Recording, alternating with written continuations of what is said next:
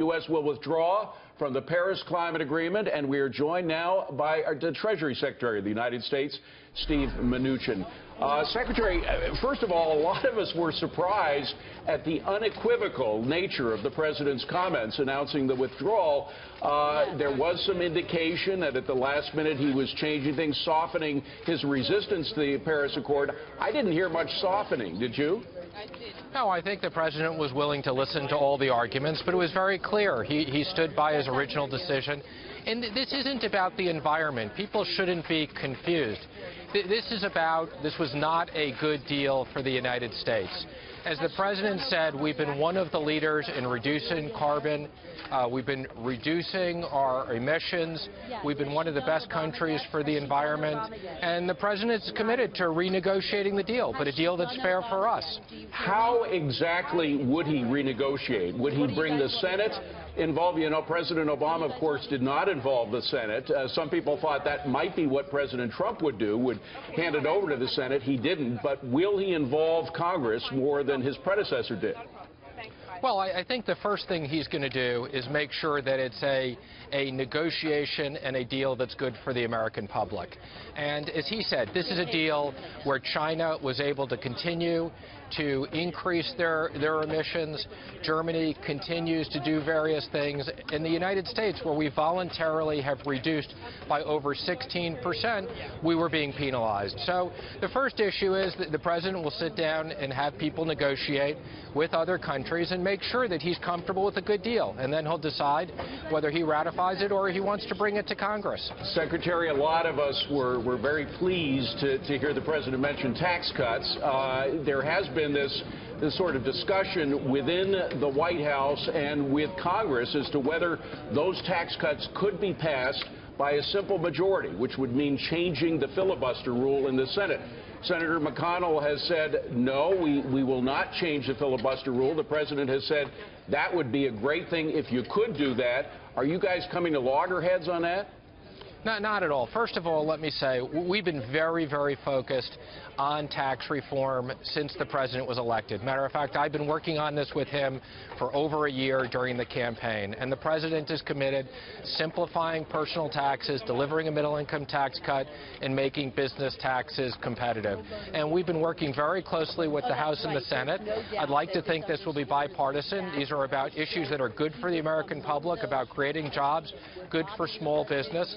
But if we don't, we're prepared to go forward with reconciliation. Now, the history of tax rate cuts in the United States is clear, whether it was done in the 1920s, in the 1960s with a Democrat, in the 1980s with a Republican, in the 1990s with another Democrat. When you cut tax rates, you increase economic activity and end up bringing in more revenue. Why is it that some people insist on a static analysis that doesn't recognize that historic fact? I think it makes no sense. And people who quote that, I think, are living in the Stone Ages. We're about creating economic growth. We're about broadening the base.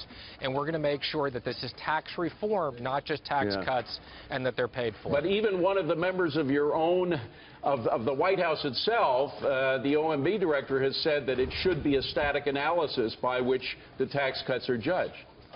Now, Mick is on board, and we've discussed. He wants to make sure that it's paid for, and we're all on the same team, and we're moving forward together on this. Secretary Mnuchin and Cheryl Casoni, I wanted to ask you a couple of questions. First, I want to start with tomorrow. We're getting, of course, the May unemployment report. The expectation is now 185,000 jobs, 4.4% unemployment would be the rate if it comes in. But tax reform and job creation, as you know, go hand in hand. You and Gary Cohn made that very clear when you spoke at the White House and you debuted to the nation your tax plan. If this number is not as rosy as we think it is going to be tomorrow, are you worried about this jeopardizing the tax reform package and the plan that you have in place right now? Not at all. And I've always said, you know, I don't speculate on what the numbers are going to be. I don't speculate on where the market is going to be in the short term.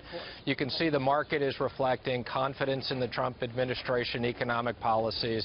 This is about regulatory regulatory reform, tax reform, renegotiating trade deals, and we're committed to creating 3% sustainable economic growth. And you're committed to that 3% growth number. I do want to ask a little bit of business at Treasury. Right now, Jim Donovan has withdrawn his name to be Deputy Treasury Secretary, and I'm curious where you are in the process of actually filling out the department, in particular key positions at Treasury. First, I'd like to ask you about that, and also quickly about the budget. But first, where are you with the Deputy Treasury Secretary position? Well, let me just say, we have a lot of great people in Treasury now. We have some very important positions that are about to be confirmed. We have the International Undersecretary. We have the Terrorist Financing and Intelligence Undersecretary. We have a Assistant Secretary for Tax, for Economics. We got a lot of people coming in the system. Okay. And we're very focused on moving forward with our economic plans.